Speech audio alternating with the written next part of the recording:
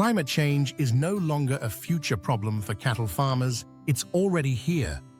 Hotter summers, longer droughts, weaker pastures, and higher input costs are pushing many beef systems to their limits. So here's the big question. What if the best cattle for the future aren't the fastest growing, but the toughest?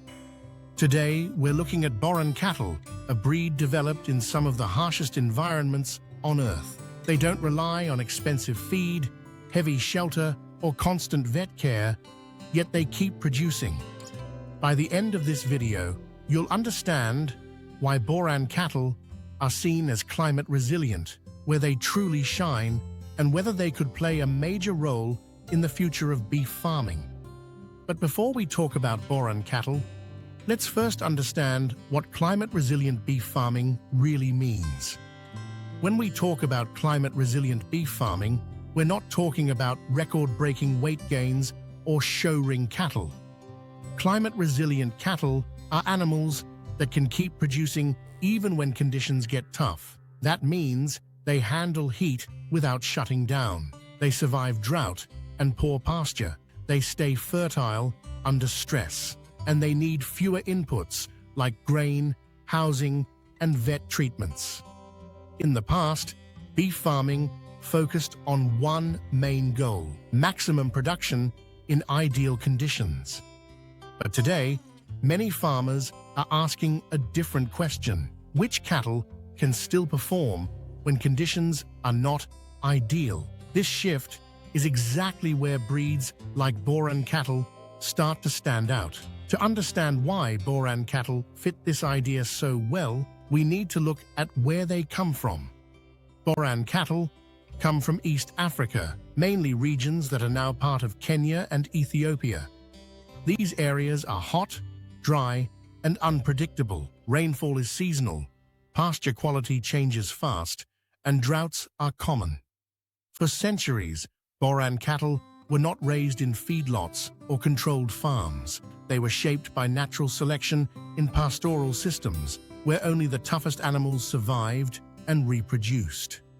Cattle that couldn't handle heat, disease, or long periods of poor feed simply didn't last. Over time, this created a breed that is naturally heat-tolerant, efficient on low-quality forage, strong and fertile under pressure. This harsh origin is the key to understanding why do Boran cattle perform so well in difficult environments today. That tough environment shaped many traits in Boran cattle, starting with how they handle heat. One of the biggest challenges in modern beef farming is heat stress. When cattle overheat, they eat less, grow more slowly, and fertility drops. In extreme cases, heat stress can even lead to death. Boran cattle are built to handle heat. They have light-colored coats that reflect sunlight instead of absorbing it. Their loose skin and well-developed sweat glands help them cool down more efficiently. Because of this, Boran cattle stay active and continue grazing even when temperatures rise, while many European breeds reduce movement and feed intake. The result is simple but powerful: less heat stress, more stable weight gain, better fertility in hot conditions. In a warming world, this trait alone gives Boran cattle a major advantage. But heat isn't the only challenge, especially when pasture and water become scarce. During droughts, pasture becomes dry, fibrous, and low in nutrients. High-performance cattle often lose condition fast under these conditions. Boran cattle are different. They evolved to survive on coarse grasses and seasonal forage, not rich pastures or grain-heavy diets. They have lower maintenance energy needs, which means they don't burn through body reserves as quickly. Even when feed quality drops, Boran cattle can maintain body condition, keep walking and grazing longer, recover quickly when pasture improves. In simple terms, they don't crash as fast when conditions get tough, and that stability is critical for climate-resilient farming. Surviving drought is one thing, but major challenge in hot and humid regions is disease and parasites. Ticks, internal parasites, and tropical diseases can quickly reduce growth, fertility, and survival, especially in cattle that did not evolve in these environments. Boran cattle have been exposed to these threats for generations. As a result, they show strong, natural resistance to many local diseases and parasites. They tend to handle tick pressure better and recover faster when exposed to stress. For farmers, this means fewer veterinary treatments, lower medicine costs, reduced calf losses. This natural resistance doesn't eliminate the need for good management, but it greatly reduces dependency on constant medical intervention, which is a big advantage in climate-stressed systems. All of these traits don't just affect survival, they also change the economics of beef farming. In tough environments, profit isn't decided by the biggest animal, it's decided by costs. High-input cattle breeds often need better quality feed, heat control or shade systems, regular veterinary care. All of this adds up, especially when feed prices rise or rainfall becomes unreliable.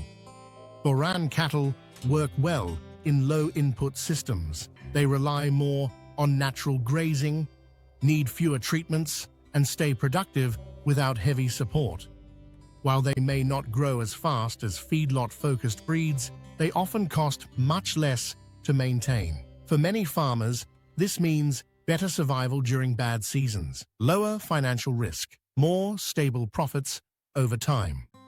In climate-resilient beef farming, net return per hectare matters more than maximum weight gain. Still, even with these advantages, Boran cattle are not perfect for every system. To be fair, no cattle breed is perfect, and Boran cattle are no exception. In intensive feedlot systems, Boran cattle usually grow more slowly than specialized beef breeds, produce less marbling, struggle to meet premium grain-fed market standards. This means Boran cattle are not ideal for high-input, high-marbling beef programs on their own. They perform best where pasture-based systems dominate, inputs are limited or expensive, survival and fertility matter more than finish quality. Understanding these limits is important because it leads us to the real opportunity for Boran cattle. The real strength of Boran cattle may not be as a standalone breed everywhere, but as a genetic foundation.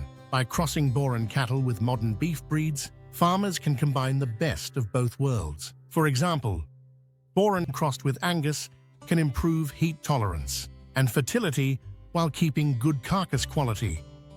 Boran crossed with Charolais adds frame and muscle without losing adaptability. These crosses often show better survival in hot climates, improved fertility under stress, more consistent performance on pasture. This approach allows farmers to build climate resilience into their herds without giving up market access. As climate pressure increases, Boran genetics becomes a powerful tool for future breeding programs. So, is Boran cattle the future of climate-resilient beef farming? In hot, dry, and low-input regions? Yes, absolutely. Boran cattle are built to survive, reproduce, and keep producing where many breeds struggle. As a genetic resource for crossbreeding, even more so. Their heat tolerance, disease resistance, and feed efficiency are exactly what future beef systems need. But Boran cattle are not a universal solution. They are not designed for high-input, grain-fed systems chasing maximum marbling. The real lesson here is simple. The future of beef farming isn't about forcing cattle to fit the environment. It's about choosing cattle that already do. If you found this video helpful, hit the like button and subscribe to Livestock Insights for more practical livestock tips and breed comparisons. And tell us in the comments, would Boran cattle work on your farm? We'd love to hear your thoughts.